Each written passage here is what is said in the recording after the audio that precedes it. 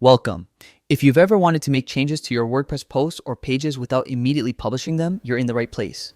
Today, I'll show you how to edit your live content safely while keeping your updates hidden until you're ready.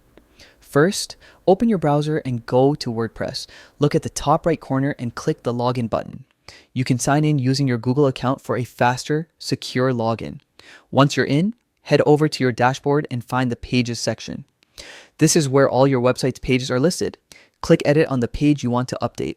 Inside the page editor, focus on the right-hand panel labeled Page. Here, you'll find the status option, which shows whether your page is published, scheduled, or in draft mode.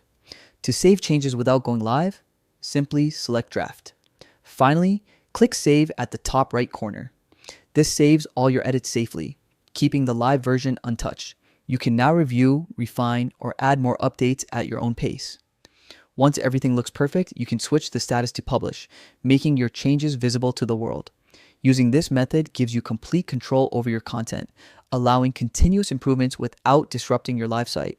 It's simple, effective, and essential for anyone managing a WordPress website in 2025. Now you know how to edit live posts and pages safely without publishing. Take advantage of this trick and keep your site professional and polished.